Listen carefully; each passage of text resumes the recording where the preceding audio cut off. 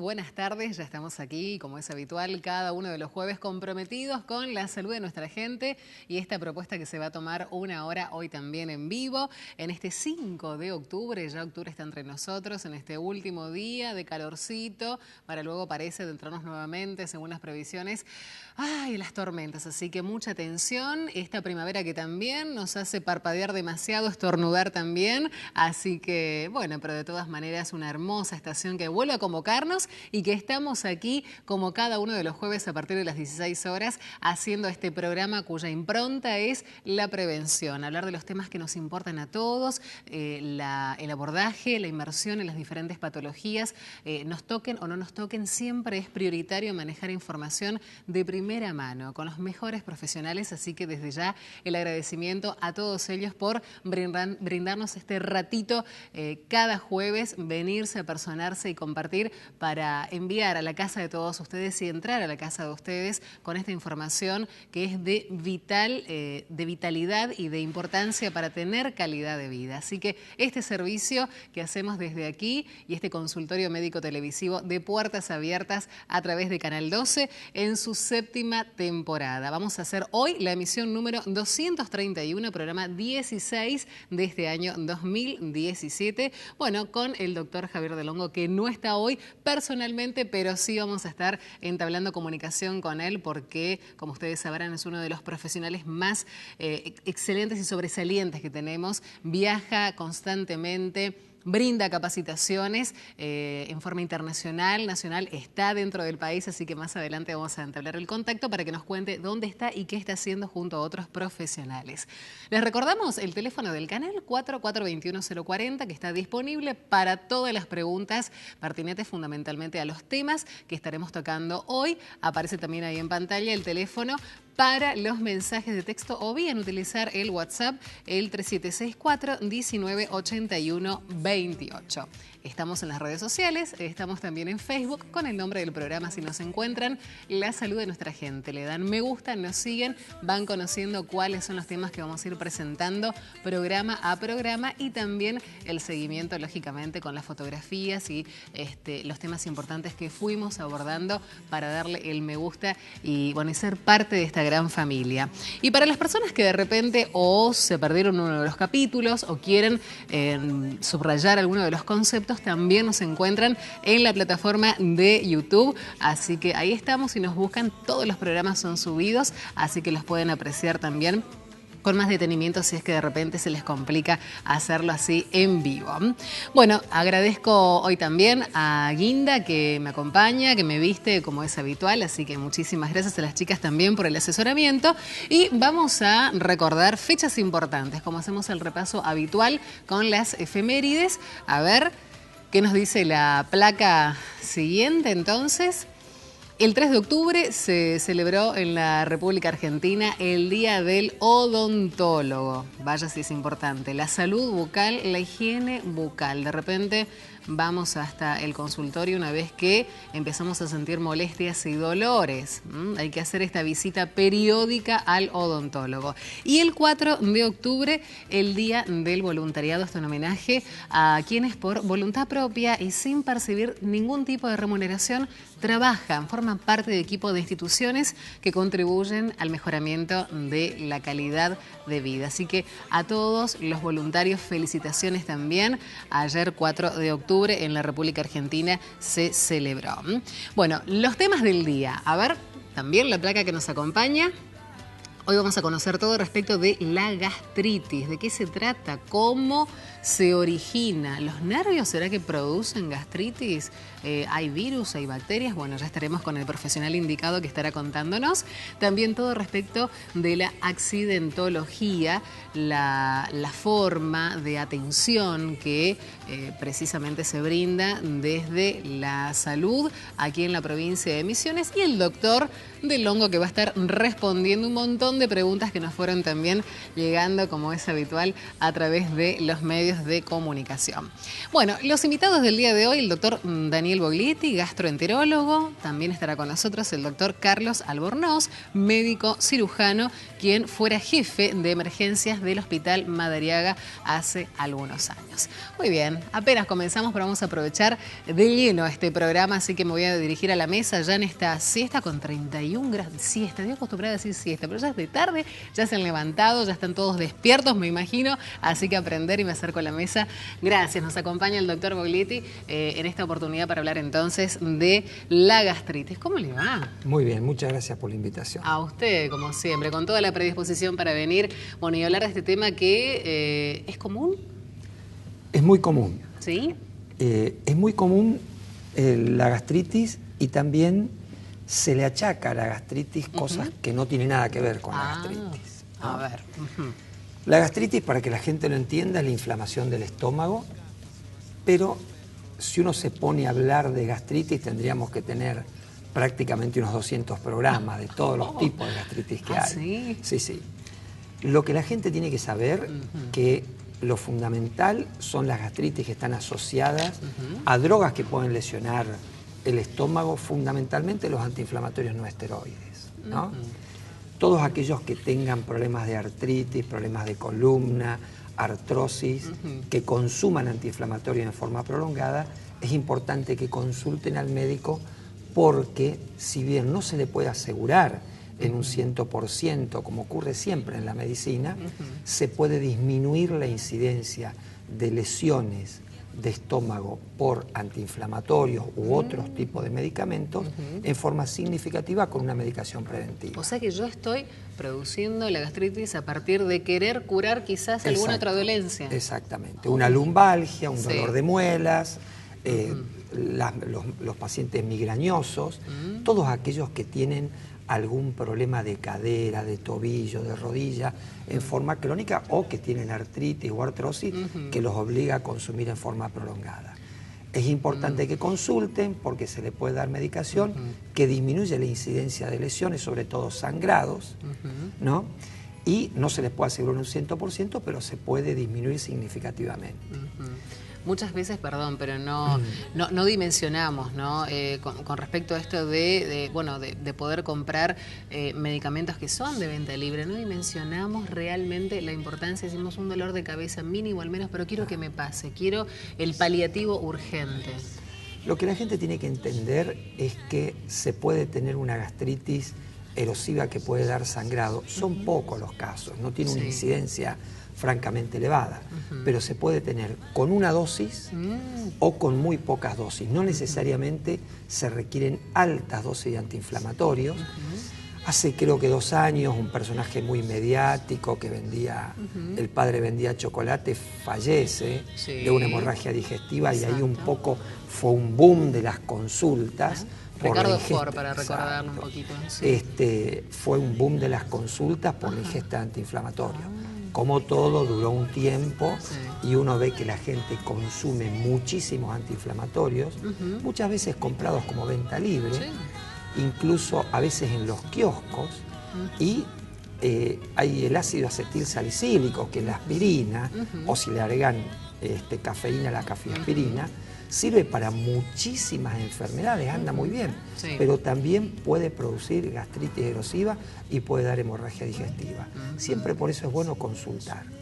Ese es un tópico que me pareció importante. El otro es aquella gastritis que tiene ya atrofia asociada a una bacteria que vos recién comentabas, que es el Helicobacter pylori. Hasta la década del 80, la úlcera duodenal era una enfermedad recidivante y crónica. ¿Por qué? Porque se trataba, la úlcera mejoraba, pero el 90 y pico % de los pacientes volvían a recaer. Y esto se debía a una bacteria que favorecía la recurrencia de esas úlceras. Se descubre en la década del 80, empiezan los tratamientos con antibióticos y la úlcera duodenal, de ser una patología de alta incidencia que veíamos muchísimo en el consultorio, prácticamente desaparece. Pero hoy se le da mucha importancia a aquellos pacientes que tienen gastritis crónica, atrofia gástrica asociada al Helicobacter, no solo hay que tratar la gastritis, sino que hay que tratar la bacteria y controlar fundamentalmente porque tienen una mayor incidencia de cáncer gástrico. ¿Dónde está esta bacteria? ¿Dónde se encuentra? Esta bacteria está en el estómago, habitualmente no da ningún tipo de síntomas y es bueno diagnosticarla, se hace de rutina en las endoscopías una biopsia y ahí hay múltiples variantes. Se puede mandar al patólogo, se puede incubar en un líquido y de esa manera sabemos si tenemos o no el Helicobacter. También hay otras formas por anticuerpos y demás. Pero ¿cómo la adquirimos o la desarrollamos? ¿Cómo es? La adquirimos, se adquiere por vía que se llama fecal oral, es decir, a través del agua contaminada que lavamos verdura o que ingerimos. Pero habría que hablar un día sobre el Helicobacter porque es muy extenso. Hay gente que tiene predisposición a contagiarse y gente que no. Es decir, vos hay pacientes que lo tratás y rápidamente se reinfectan y hay pacientes que compartieron con el paciente que está infectado y nunca se infectaron. Pero tiene sus bemoles la bacteria. De todas maneras, el tópico es fundamentalmente saber que hay una gastritis crónica, hay una gastritis atrófica que cuando tiene metaplasia intestinal hay que controlar y hay que erradicar. Actualmente está muy en boga un método que se llama método de Sidney, que lo hicieron un acuerdo en Sidney, de tomar biopsias a partir de los 40 años, aunque el estómago esté normal, 2 en el antro, 2 en el techo, en el cuerpo, perdón, y una en el ángulo, para justamente empezar a chequear a los pacientes que tienen este tipo de gastritis, para controlarlos porque tendrían una mayor incidencia a mediano o largo plazo de cáncer gástrico.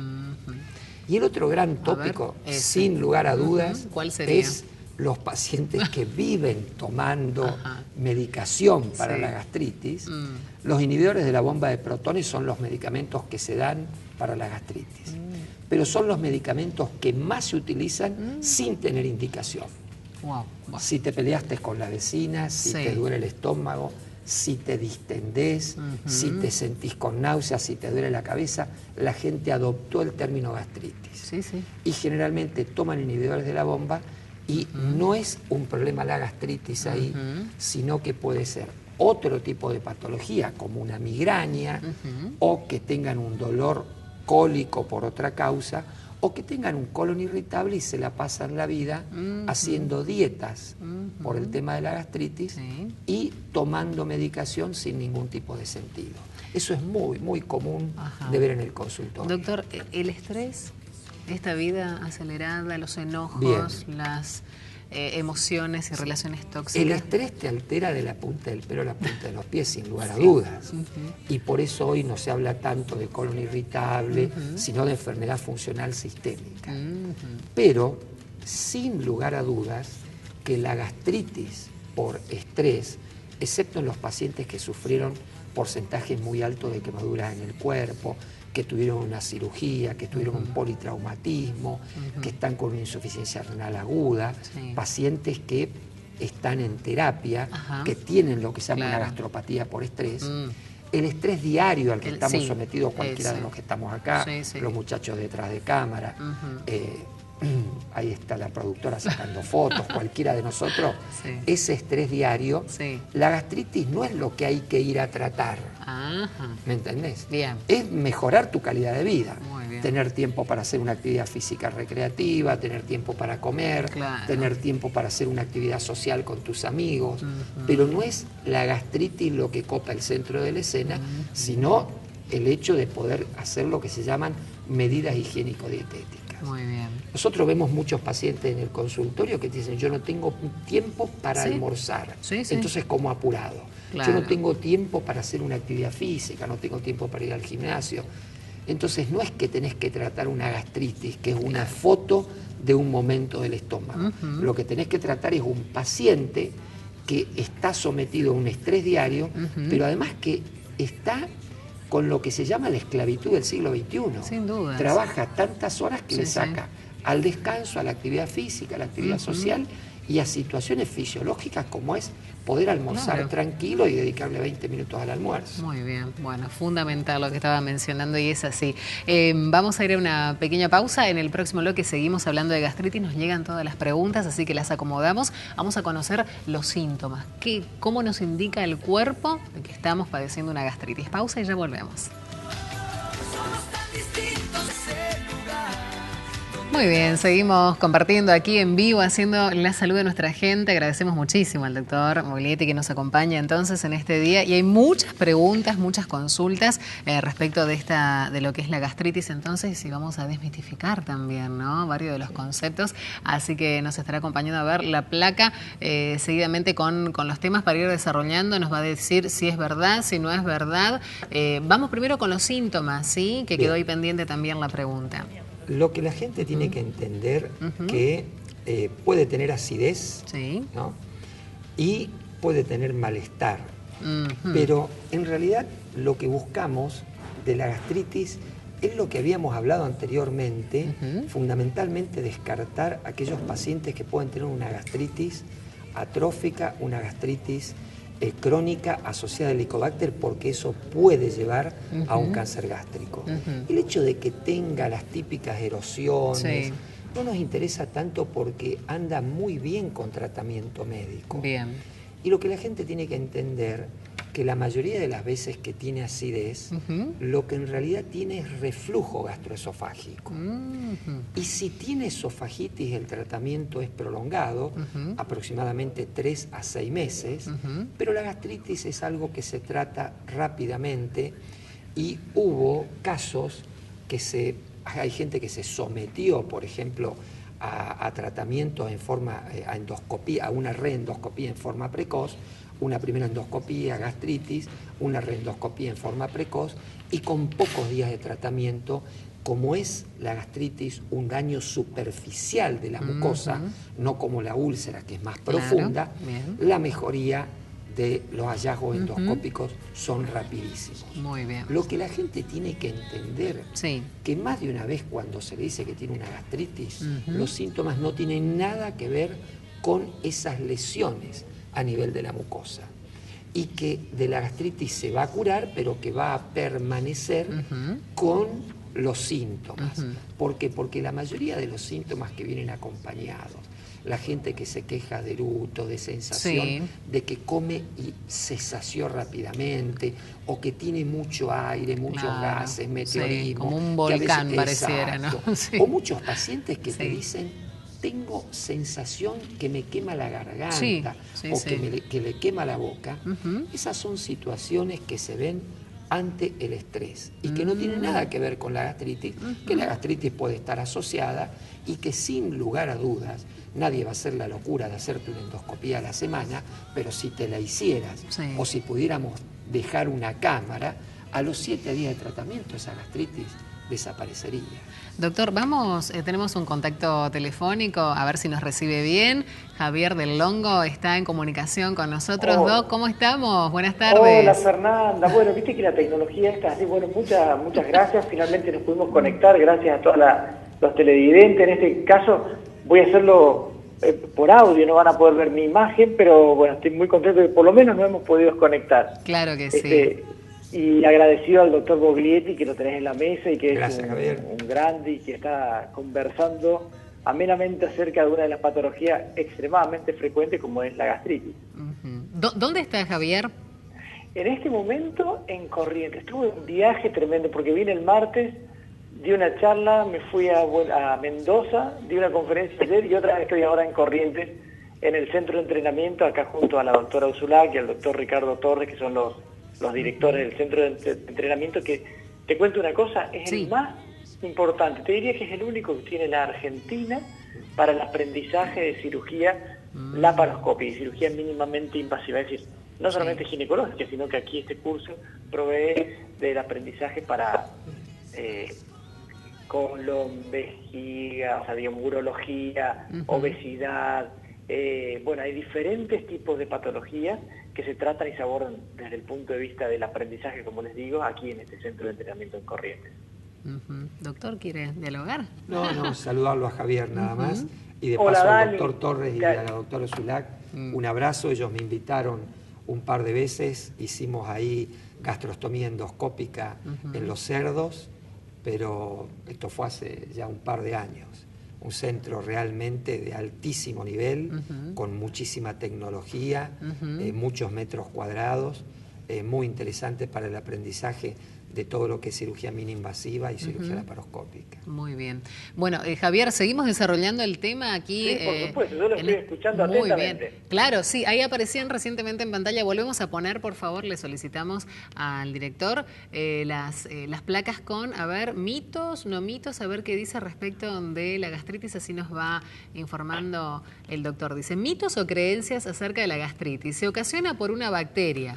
Es el Helicobacter pylori que habíamos hablado. Sí. Perfecto. Mate, café y té están completamente prohibidos. No.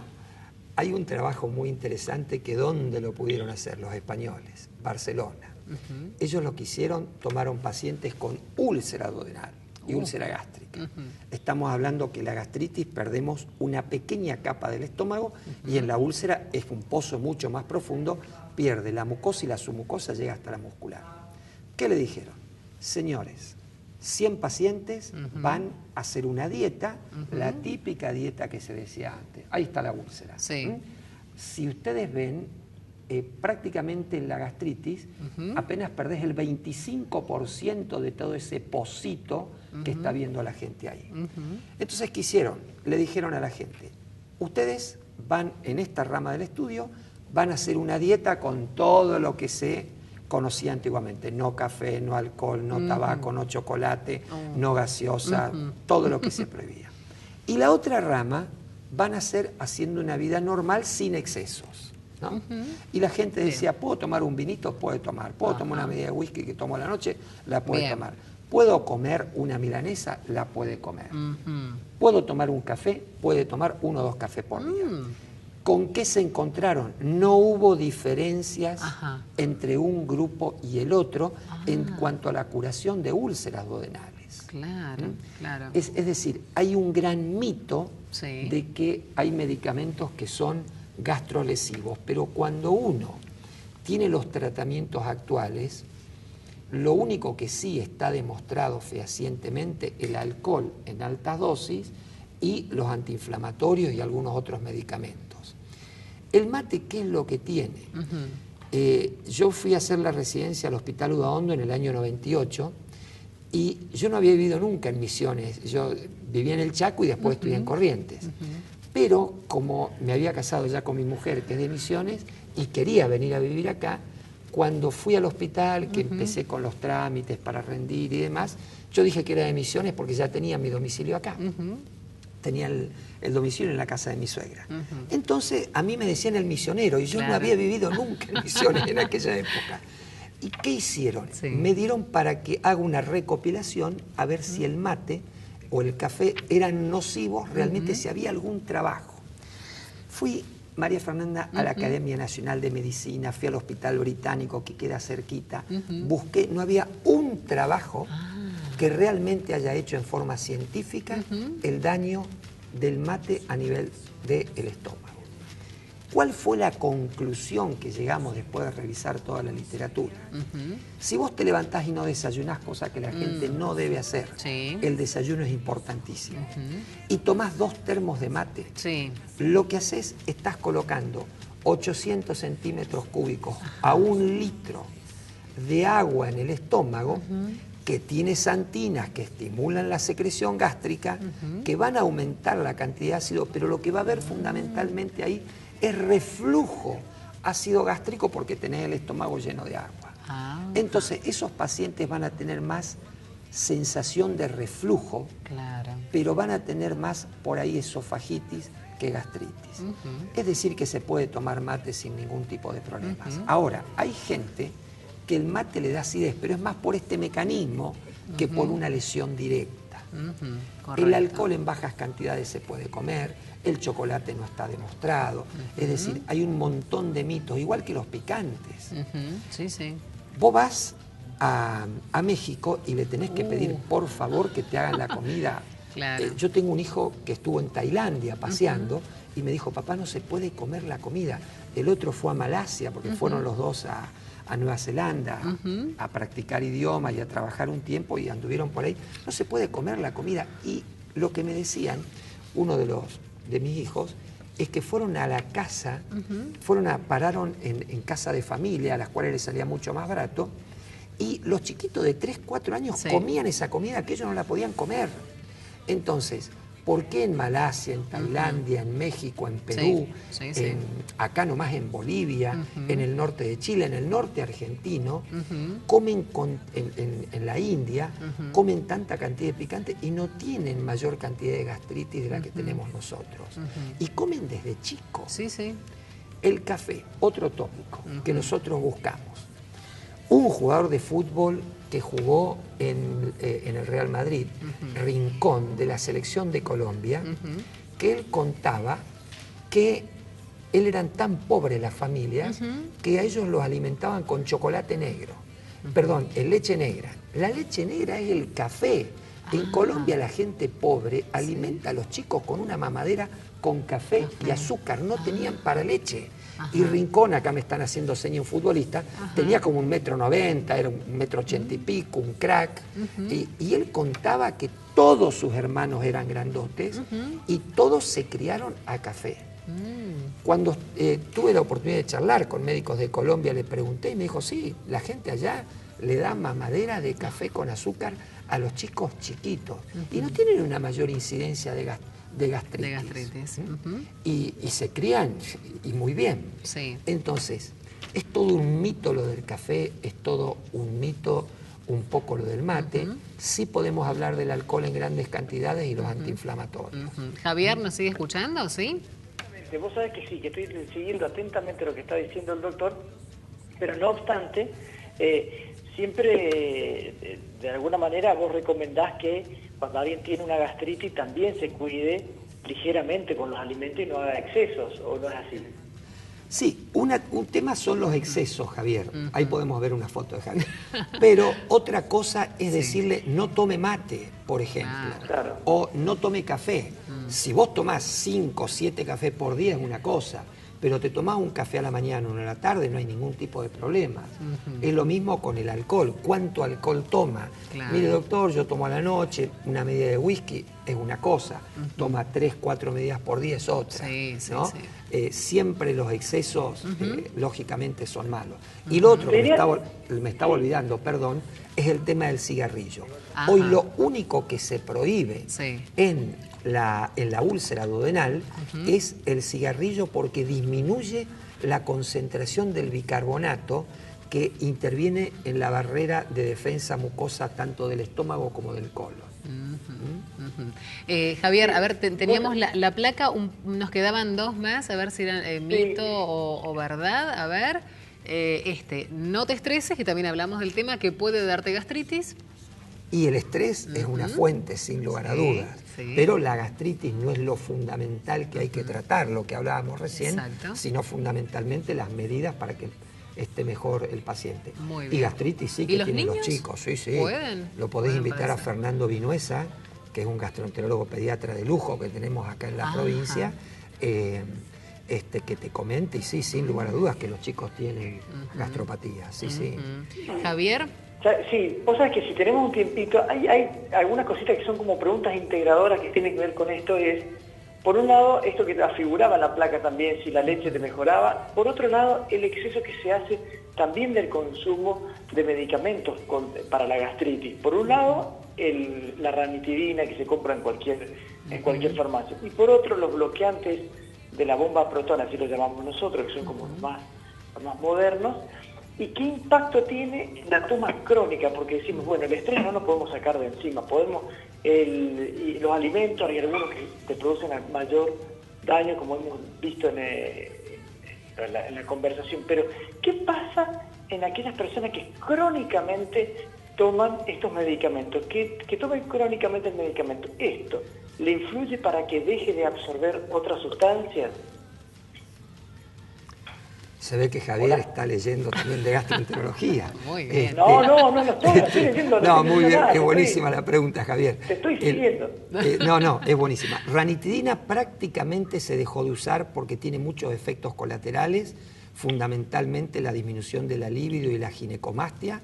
Son muchos pacientes desarrollaban grasa mamaria, gente joven.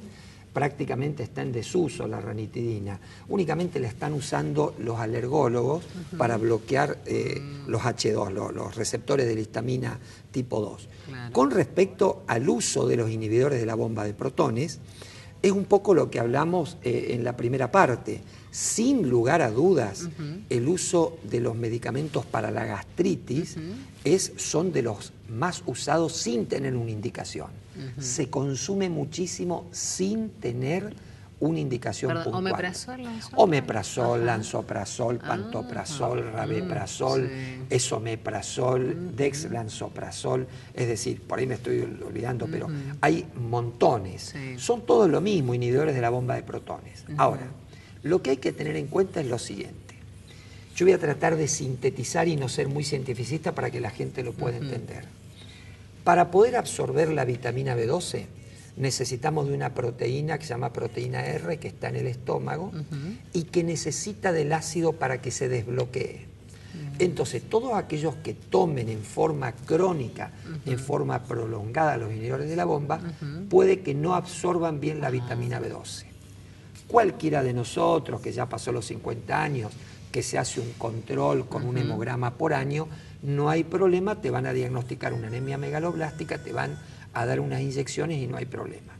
El inconveniente son aquellas personas que no se chequean y sobre todo personas añosas que pueden tener trastornos a nivel de la parte neuromuscular, sobre todo problemas de la columna y anemia de tipo megaloblástica por el consumo crónico. Y hay un porcentaje muy bajo de pacientes que pueden hacer lesiones renales por el uso prolongado de inhibidores de la bomba. Es decir, que no es para tomarlo eternamente. Claro. Correcto. Una pregunta que nos llegaba por acá también, Javier, si nos sigue, dice, ¿cómo se hace la endoscopía y por qué tenemos miedo? Bueno, yo viví la etapa en donde jamás hacías una endoscopía dentro de un quirófano, ¿no? El hospital, por ejemplo, cuando yo estuve en el hospital Udaondo, el 98, 99, 2000 88, 89, 90 y 91, yo estuve 4 años, jamás vi hacer una endoscopía en el quirófano.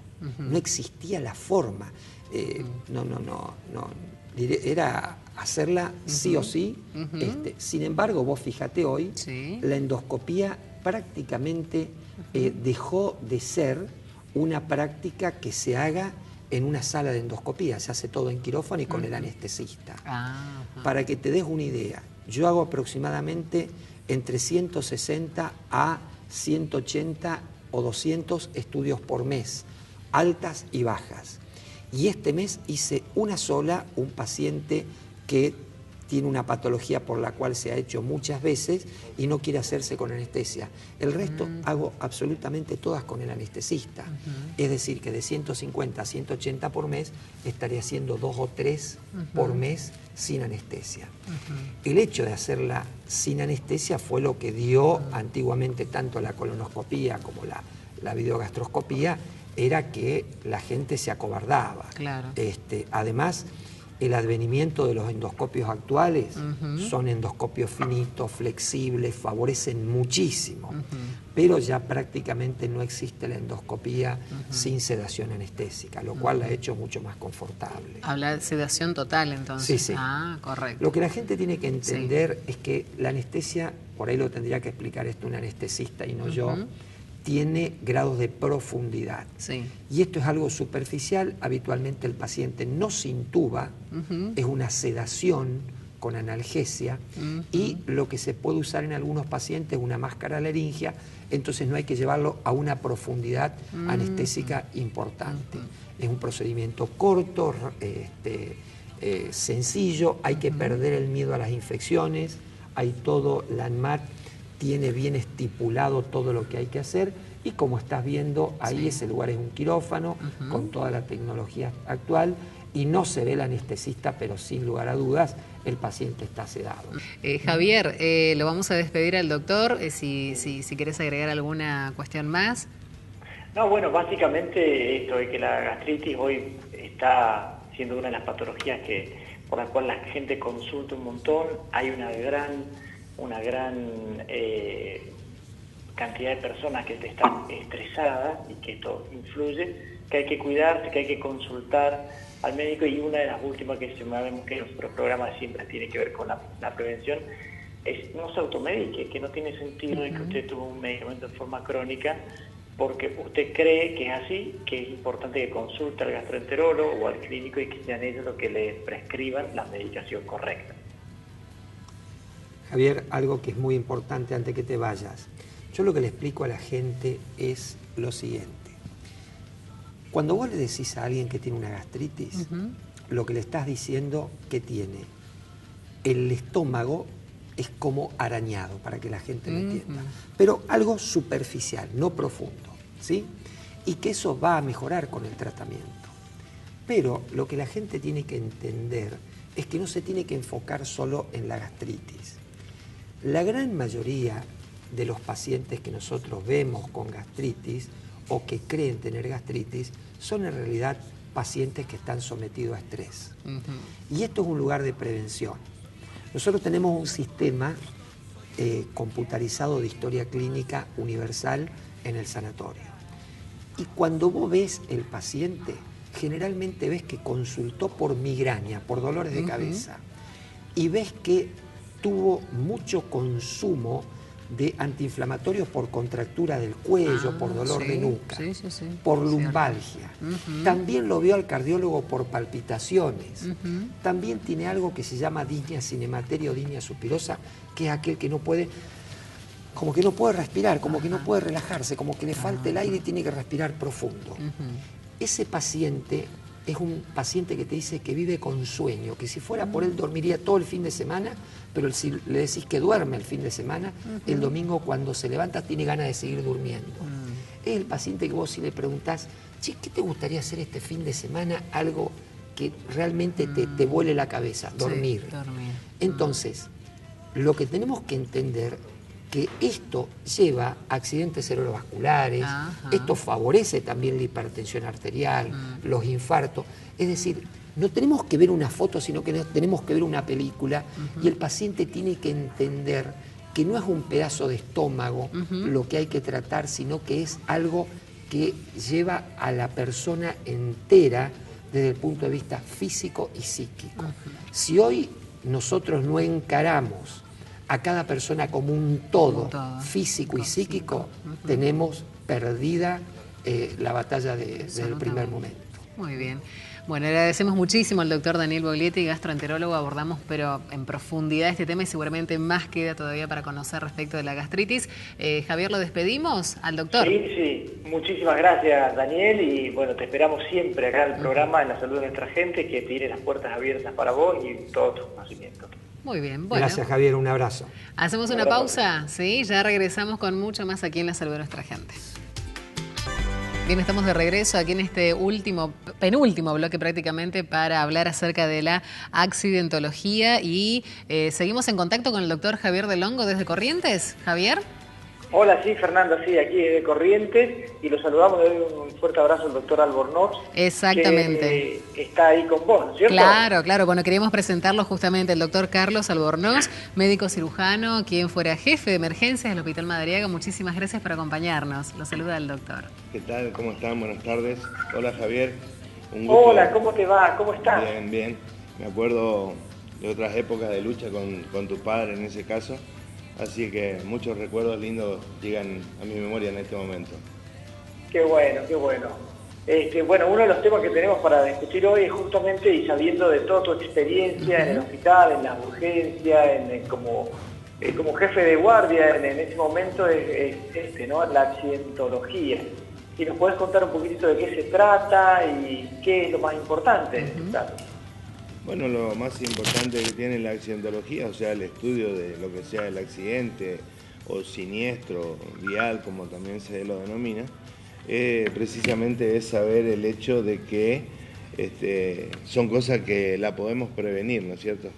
Y evitarnos muchas cosas muy tristes, como es la gran cantidad de fallecidos que tenemos, en este caso hablando de nuestra provincia, ya que esta es una provincia que está cuarta en lo que es en el ranking de fallecidos por accidente en todo el país. O sea, por eso es que tiene tanta importancia la accidentología, ¿no?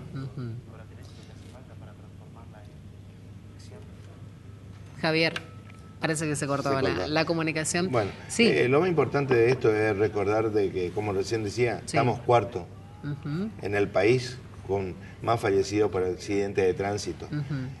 Hoy a esta altura creo que debemos estar entre 219 y 220 fallecidos por accidentes de tránsito en lo que va de este año. Estamos hablando del 2017.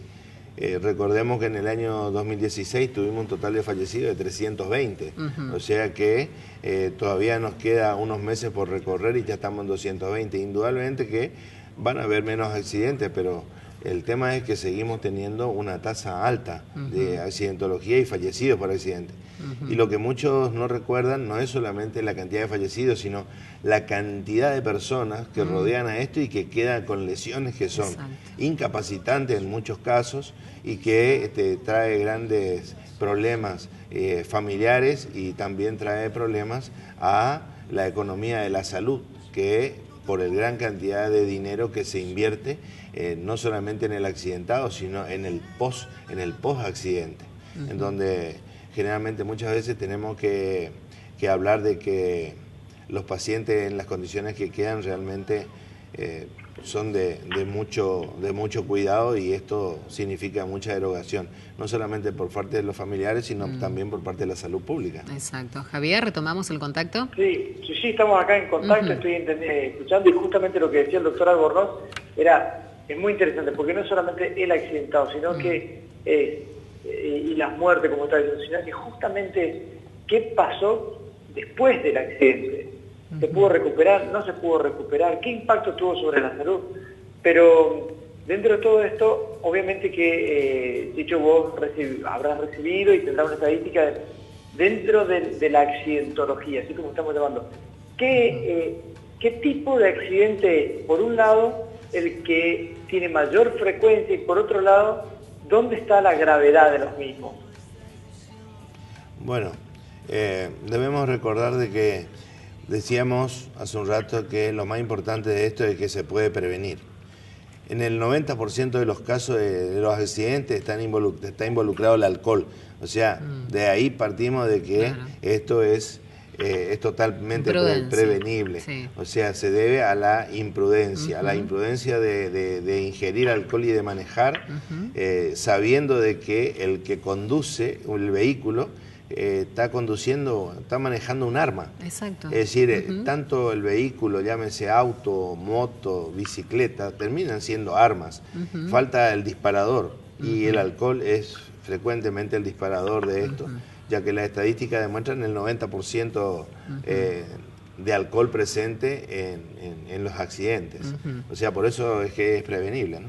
Javier, quédate en línea, por favor. Hacemos una pausa brevísima de 1 minuto y retornamos para el final ya con el doctor que nos sigue acompañando. Bárbaro, vamos a un corte.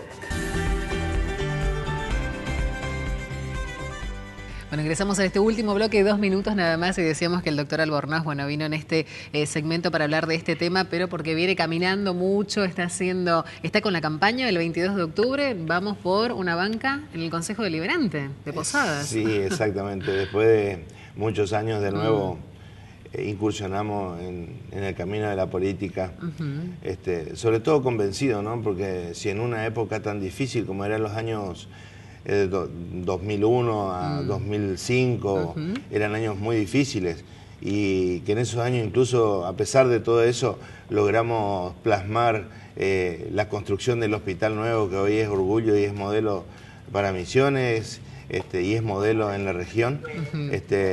También me siento totalmente capacitado como para poder, desde el Consejo Deliberante, poder ayudar a la ciudad de Posadas a mejorar en su estructura, sobre todo no teniendo en cuenta el antecedente. Sin nada logramos hacer, tan solo era una idea, era un sueño y lo logramos llevar adelante en años muy difíciles. Entonces hoy estoy en esto, estoy encabezando la lista, a ver. Encabezando la lista del Sublema Gente de Bien, lista 901, letra D. Bueno. Del Frente Renovador. Del Frente Renovador. Y pidiéndole la colaboración, ¿no?, a la gente, a los que nos conocen, muchos pacientes míos, familiares de los pacientes, etcétera, que nos acompañen, que esta vez vamos a poder hacer de nuevo lo que alguna vez hicimos, transformar. En ese caso transformamos parte de la salud pública y hoy queremos transformar parte de la ciudad de Posadas. Muy bien, le agradecemos muchísimo por la presencia, venía de trabajar en las calles y de recorrer los barrios. Gracias, Javier, por el contacto también, un cariño enorme. Por favor. Gracias, Javier. Por favor, y mucha suerte, Chicho. Yo mando el último de los mensajes de Corrientes de la doctora Ursulac para sus compañeras, que son 50 años de egresada. Así que bueno, desde aquí un saludo para todas las compañeras de curso de Santa María de la doctora Ursulac. Qué lindo. Bueno, cariños enormes. El próximo jueves aquí esperamos a Javier del Hongo, ¿sí? A las 16 horas. A las 16 horas en la salud de nuestra gente el próximo jueves. Muy bien, a todos muchísimas gracias en casa y nos reencontramos el próximo jueves.